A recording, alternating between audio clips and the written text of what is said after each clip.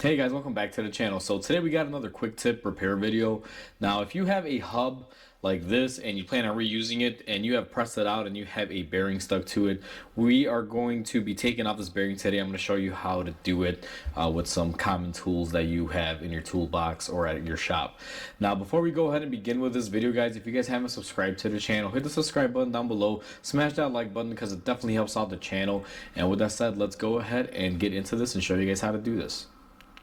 Once you've gotten your hub pressed off and you're ready to remove this bearing, where you like to begin, depending on how this bearing chooses to come off when you press it.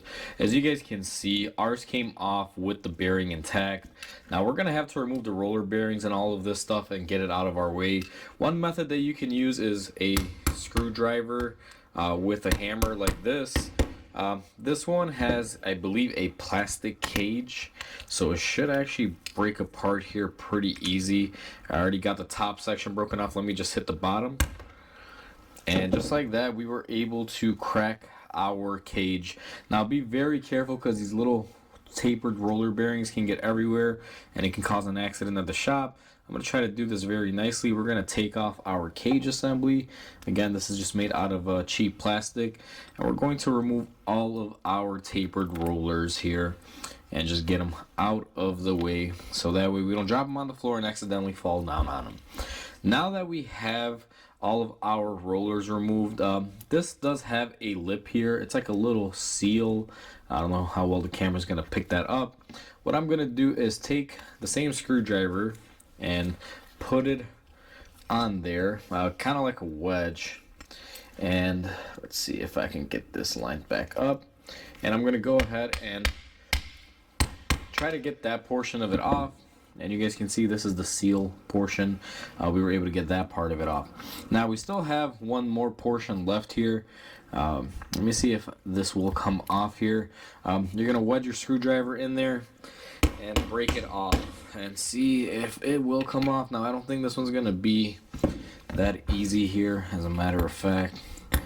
Let me see if it'll even move. I'm going to take my screwdriver and kind of put it in between there.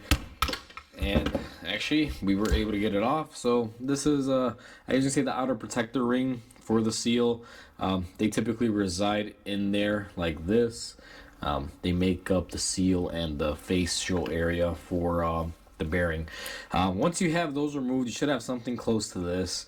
Now you can just choose to use the cutting tool that we're going to be using to remove this and just cut all the stuff out of the way. But I wanted to give you guys a clean look at how to remove it if you didn't want to make a mess. Now that we have a bare part here, we're going to go ahead and take this on our vise.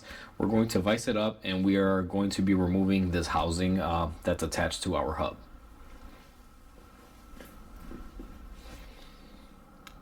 Now that we have it clamped up on our vise, the tool that we're going to be using is this side cutter here. Now my blade is worn down. It's actually pretty small, and I actually prefer it when it's this little because it'll actually help me out when I'm removing this. Now the method that we're going to be using this tool is we're going to come in here at a slight angle, like a 45-degree angle, and what we're going to do is go ahead and make a cut on our race that is stuck to our hub flange. And we are not going to go all the way through, guys. We're just going to cut it to the point where we are almost cut all the way through the metal. I'm going to get you guys zoomed in on this process so you guys will see what type of cut we make here, and once we do that, I'll show you the rest of this process. So now that everything is on our clamp, guys, as I mentioned, you're going to take your grinder wheel. Now you may have a bigger wheel. What I do is I keep these smaller wheels around the shop because these are really good for situations like this. They'll actually fit in here quite nicely. Now without being said, guys, make sure you wear the proper equipment when you're using a grinding tool like this or a cutter wheel. So what I'm going to do is come in here. Now you can see the bearing is pretty straight. We are going to come in at an angle, so right about here. Now I'm going to go ahead and start cutting into this. You may want to lower the volume because this tool can be kind of loud, so hopefully it doesn't really come out through your speakers as much, but we're going to go ahead and cut into this.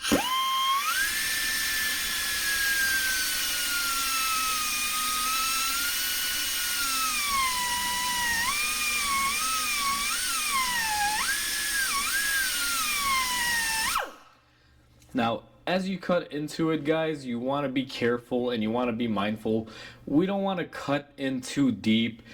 Even if you were to cut in a little bit too deep, it's not going to be the end of the world as long as it's not a huge gash, because typically you can clean this up. Now on this one, I'm purposely going to create a little bit of a divot. We cut pretty good in there where we need to be, but what I'm going to do is take this and I'm going to overcut it a little bit to just give you guys an example. Now this is going to be trashed after this. We're not going to be reusing it, but I do want to show you what's acceptable and what isn't.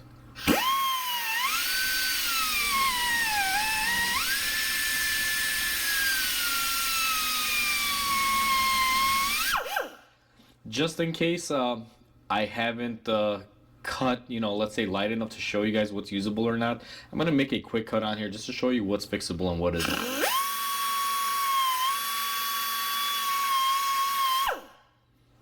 Alright, so we've actually cut this pretty good, and I actually went pretty excessive in here to show you what not to do.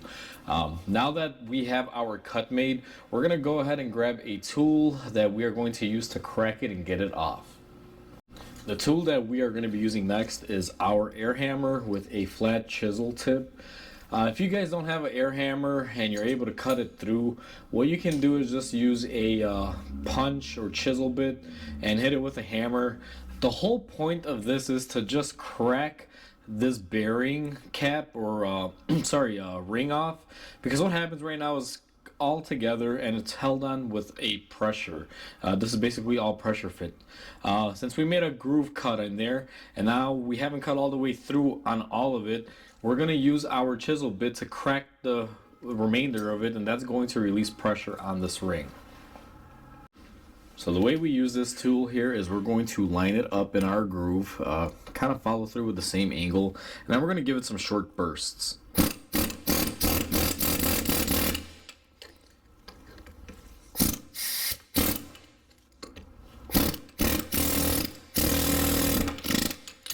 Alright, so just like that. Now we just basically wedged it in there and started impacting in there to break it loose, guys, so we got the tension off of it. I don't think the camera caught it, but if you guys will see here, I can spin my ring. It's pretty free. Now what I'm going to do, because this one's still pretty tight, is we're going to use our hammer to extract this all the way out. If you want, you could do another cut and crack it loose and kind of make it in two halves. However, I'm just going to use my air hammer to drive this out, and I'll show you how I do that right here. We're going to line it up on the lip, and we're just going to kind of angle it and use it as a hitting device to just pry it off.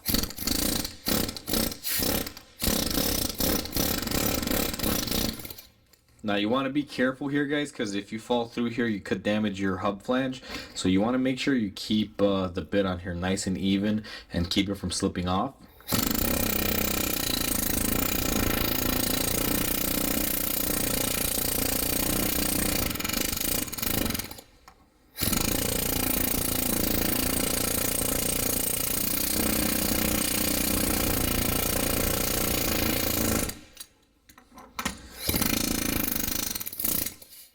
Now, in order to do this correctly, I have to be where the camera's at.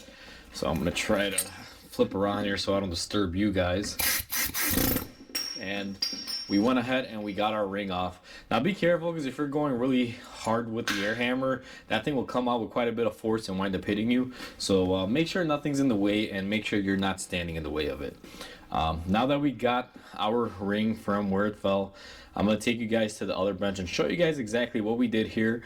And after you do this, how to prep your hub, and also show you what happens if you go too deep and what is considered fixable and what is not fixable or what is not reusable. So let's go ahead and get you guys set up on the other bench and I'll show you. We are back at our bench and we have everything here, guys. Now we're going to go ahead and push this to the side. This is our ring. You guys can see we made our cut there, and I don't know how well you're going to be able to see it, if at all. I don't think you're going to be able to see this, guys. It's hairline fracture that we put in it. So on this bearing here, or this taper, you can see that we went in a very deep cut. That was done on purpose to show you guys what happens if you go too deep. And why you can't do it that way. Now, towards the back side here, where you can't see it fully gone through when we took our cutting wheel to it, you'll actually see there's a hairline crack. It is very difficult. Let me grab my light. Maybe I can somehow get it right in there for you guys to see, and I really can't. Hopefully the camera can pick it up, but there's a hairline crack, I want to say just above this ridge, like a little further up here. But either way, that's going to be very difficult for me to show you because the camera can't pick up fine details like that. So you're just going to have to take my word on it, guys. Another angle I can show you, as you can see, we cut all the way through here, not all the way up here. We left a little bit of metal.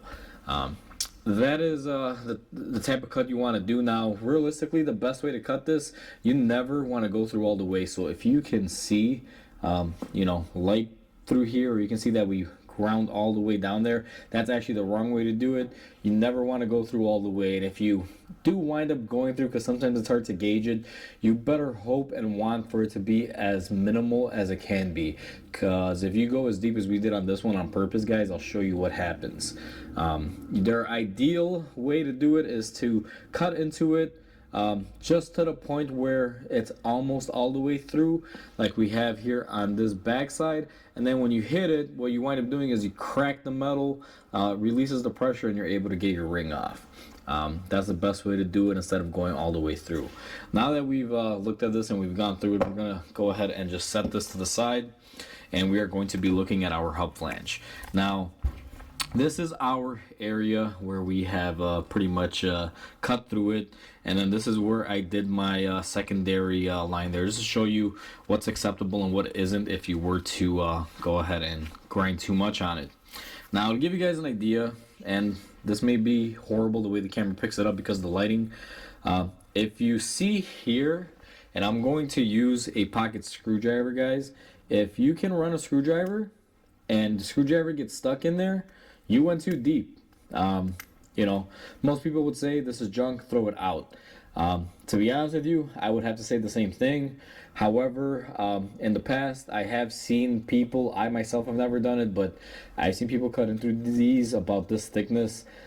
They clean it up, and then what they wind up doing is just reusing it. I've even seen some guys before where they will actually weld the line there and grind it down. Now, even though it takes a lot of work, these wheel hubs are usually pretty inexpensive if you can find them, if they're available. I would normally just buy one, but if you can't find one, or it's a hard one to find or unavailable, and you do wind up going too deep, you may have to do something to remedy it, or just use it the way it is. But as you guys can see, screwdriver goes in there and it doesn't really release it. You can see it catches. So this right there is too deep of a cut. This was purposely done just to show you, and again, this is a junk part, guys. It's going in the trash. That's why we're doing this to it. Now right here, these other small little marks, these were just done by the air hammer, little scuff marks. We can take these off with a little bit of sandpaper that we would normally use to clean this up. And right here, this mark that we made here on purpose, guys, you guys will notice that if you glide through it, our screwdriver doesn't get stuck. If you only just barely scratch the surface, and it's a very light scratch like this one, you can just clean up the flange portion here, or this nub, and you should be good to just reuse it. You don't really have to do anything, or go extreme or think about replacing it unless you really want to, but this is very minimal. The deeper one is the one that we made right here. You guys can see it just gets stuck. So those are the differences. Now, even if you made a deep cut, like I said, it's not the end of the world. I've seen people weld them and refinish them and just use a die grinder to clean them up and reuse them. I've even seen people just clean them and reuse them the way it is. To be honest with you, I don't really think it'll make that big of a difference unless you really cut all the way through, because it's just surface blemish. But some people have a tendency to say that it is too deep. Personally, I don't think it's too deep, especially with this. Even though it's deeper, it's still usable, because if you look at the metal on this, it's so thick, and this is basically like a flesh wound or surface wound. Even though a screwdriver gets stuck in it, people will say no, you can't use it. I myself have never used one when I went this deep, but if it was my car, guys, and I was going to test it out and I was doing this, I probably would. I don't see this being a big issue, but I've never done it, and I don't plan on doing it to a customer car, mainly for insurance reasons and things like that. If it was my car, I may try it out. Like I said, I don't really think it's gonna be that big of a difference. If you guys have a difference of opinion or have tried this, feel free to chime in down below and let me know. So now that we have everything off and we've discussed what grooves are acceptable if you wind up cutting a groove into it and what isn't. The next stage of this is going to be cleaning this up. Let's say it's good to go and you're reusing it. What you're going to want to do is take something like a Scotch-Brite pad or some sort of sandpaper. Now if you have a groove in it, you're going to have to use some sort of sandpaper and make sure it's not rough or anything. What you're going to do now, imagine this is sandpaper or just a Scotch-Brite pad, doesn't matter, it's the same technique. What you're going to want to do is clean up your area. Now I usually just take my sandpaper or Scotch-Brite pad. I will put it in my hand like this, kind of cup it, and what I do is just go around it like this. Now depending on the level of how dirty it is, you'll have to kind of go at different paces, but these typically aren't that dirty. If you just normally take it and you're not looking to grind off material, what you're trying to do, and I'll show you here, let me just clean up about half of this area. You're just looking for something like that where it's nice and shiny, and it's not as dark and discolored. If you have any areas where you might have cut into it, just make sure that you use your sandpaper, get in there, make sure there's no burrs or ridges sticking up, and just make sure it's a nice overall clean area. And after you sand it down or clean it up, always make sure to take some brake cleaner, get off any metal or any contamination that might be on here, guys, because this is going to be pressed back into a knuckle, or you will be pressing into a knuckle, and any sort of metal or fine of any dirt particles, anything in there, could create a little bit of a headache if you're trying to push the two together and combine them. So always clean it off with some brake cleaner. And then what I do when I reassemble this and I go to the bench to press it on there on the press, what I do is I put a little bit of penetrating oil here or a little bit of grease just to get it a little slick, and then you go ahead and line it up on your press with your bearing, and you can go ahead and press it in. Now this one, again, this is junk. This is actually going to go in our scrap pile for metal. This is just a how-to if you were removing it, and show you guys the steps that's involved in it. It's quite easy, guys.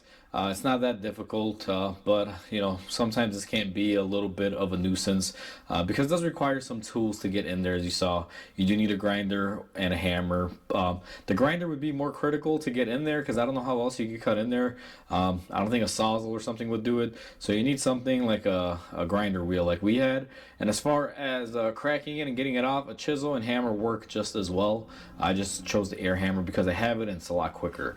But with that said, guys, hopefully this video helps you guys out. Please comment, like, and subscribe. It definitely helps the channel grow. I hope you guys have a wonderful day, and I'll catch you guys on the next video.